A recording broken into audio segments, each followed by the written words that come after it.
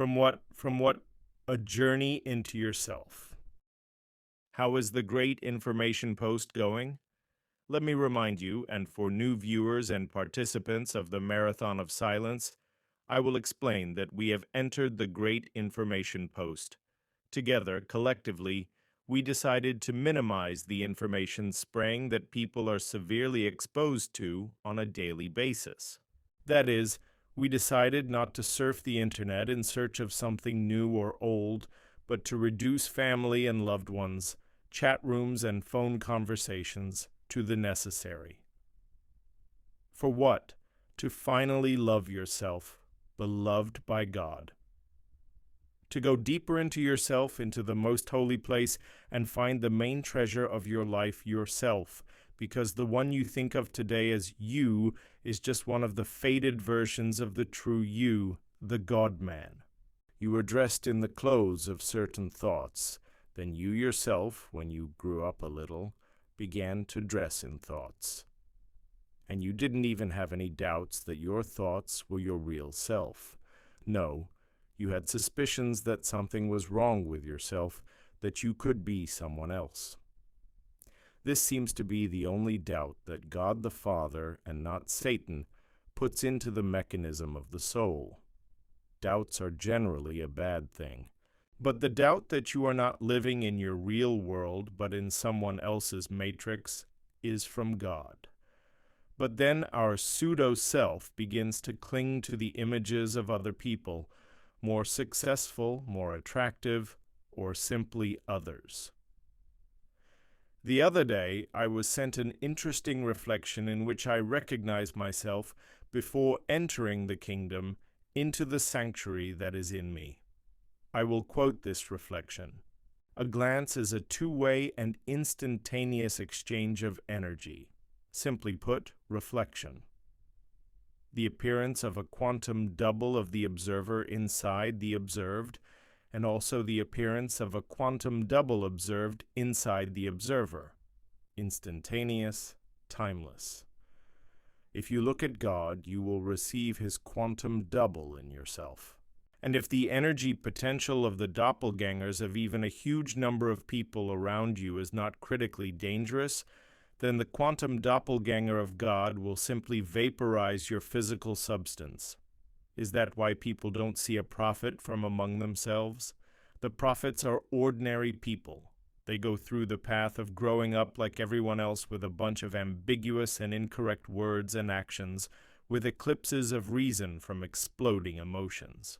And it is precisely this stage that people firmly stick in their memory, and it is almost impossible to abandon the portrait formed inside. But the hour of baptism comes, and John pours water on Christ's head. From that moment on, the Spirit descends, so as not to slip into the fuss. But this is among the prophets, the anointed of God. But what about walking? After all, you want to hold God's hand in the hustle and bustle. Back to the doppelgangers. Well, you're walking or driving around the city. You stare at anyone. You form a system of relationships. The case for mycelium is necessary and important, on the one hand. But your processor is busy with this work, and due to its single-tasking nature, it is unable to maintain contact with God. On the other hand, once we have accepted the energetic component of the gaze, it does not differ in any way from tactility. So what have we come to? Don't look at people, don't bother yourself with doppelgangers, free up your processor to communicate with God. Well, I can't understand why this topic is so important to me. It's not about the essence, it's not about the meaning.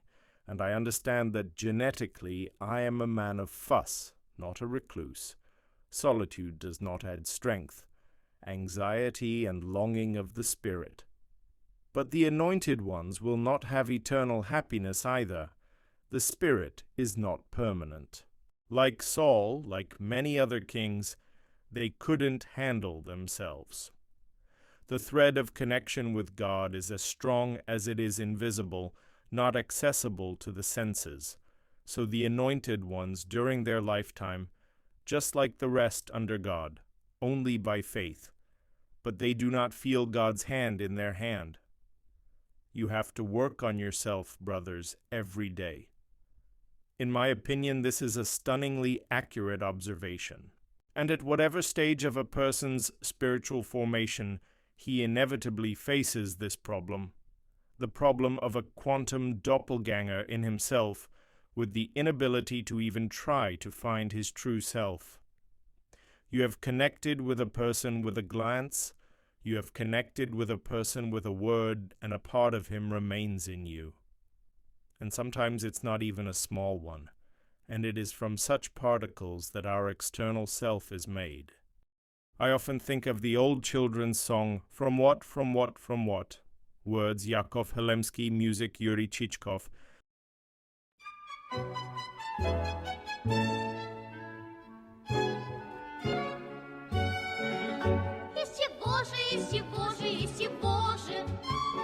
Сделаны наши мальчишки.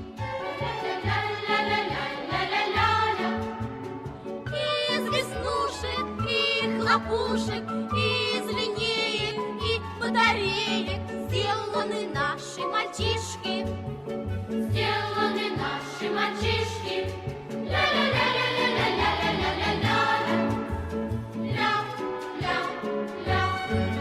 Из чего же сделаны наши девчонки?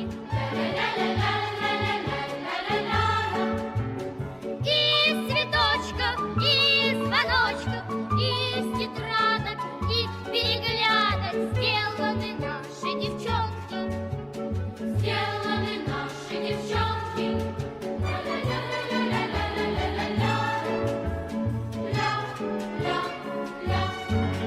Из чего же сделаны наши мальчишки? Из пружинок и картинок, из стекляшек и промокашек сделаны наши мальчишки. Сделаны наши мальчишки.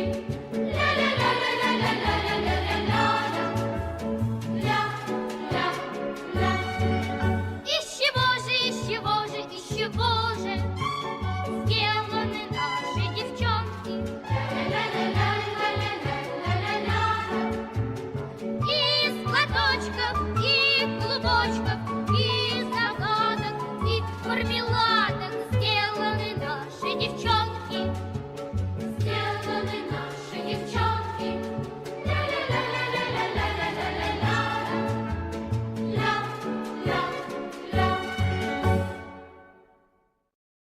What are our boys made of? What are they made of?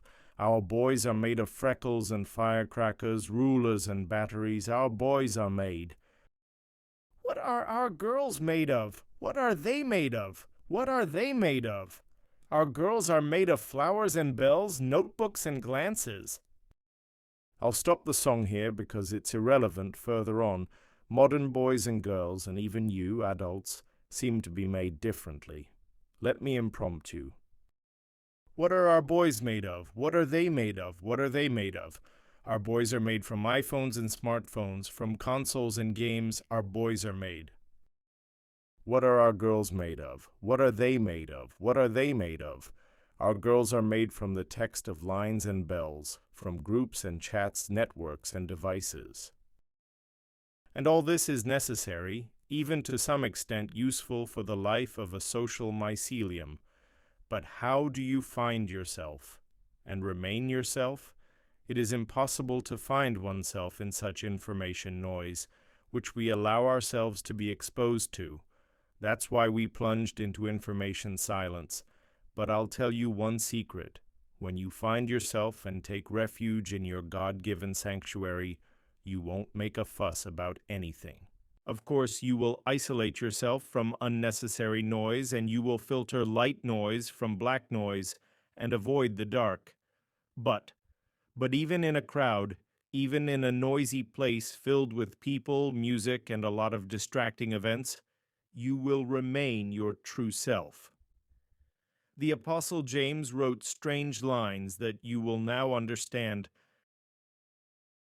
For if anyone is a hearer of the word and not a doer, He is like a man observing his natural face in a mirror, for he observes himself, goes away, and immediately forgets what kind of man he was.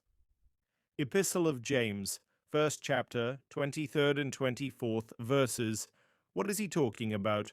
He's talking about the same problem that existed back then, although it's multiplied many times today.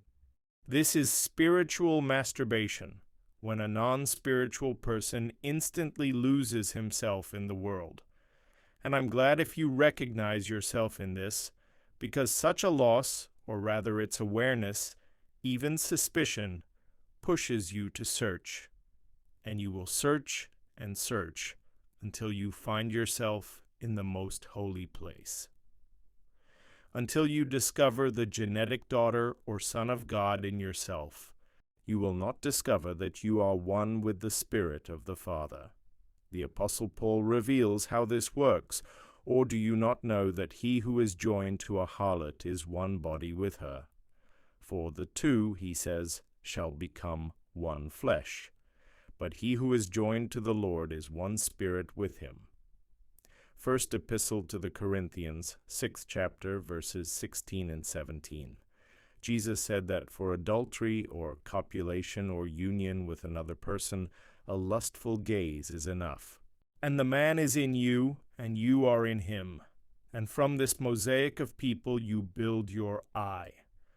Look, friends, when a person comes to his senses, that is, into his true self, the divine, he continues to put together a mosaic of other people, this social web, this mycelium, because this is my world. But at the same time, you are already clearly aware that it is not you, that your world is not you, it's your creation. And it's no longer you who are inhabited and ruled by someone's quantum doppelgangers, leaders, and egregores, but you, because you are many times stronger, and because you are hidden, you become the master, the creator of your world. You have one foot in the kingdom and the other in the world. The kingdom is stronger than the world, and you are called to be a guide. One foot here, the other there. You bring out the treasures of the kingdom with power, with the authority of the Creator's son or daughter, and you transform your world, your web, your mycelium, into a kind of happy kingdom. That's what we learn in Information Silence in here. Because it's easier and more fun to walk this path together. So do you want to continue the information post? Because without such a fast, even if it is limited but strictly limited, you simply do not have enough energy to reach the energy source.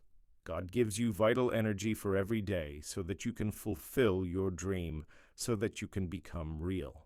Don't spray it. Think about yourself. Serve yourself as a priest, because in your sanctuary, in your body, soul, spirit, no one is allowed except you and God. If you want to seriously continue together the path to the Holy of Holies of yourself, if you want to change your whole world, the whole world of human mycelium, do it. Let's build our BAM for ourselves and for others. I no longer want to make my way to the most holy place alone, wandering in devious, complicated ways. I want to rush to my bright future, to the bright future of all mankind on the express train.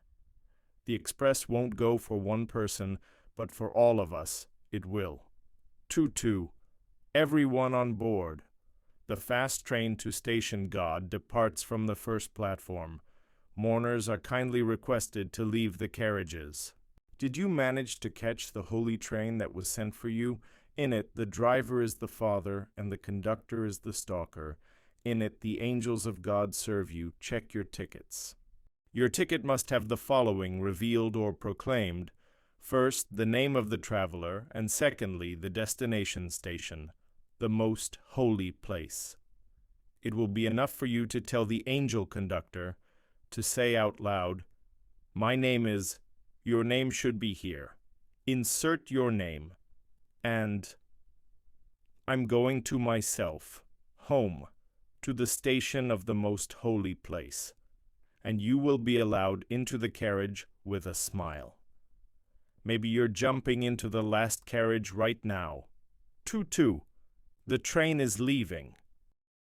P.S. I remind you that our path to the Promised Land, the kingdom of the people of saints, Holy Russia, lies both through the stations of history, as the people of Israel have been moving through the desert for 40 years, and the stations of spiritual development, the stations of the sanctuary. That's why we alternate between other thoughts here to balance the journey.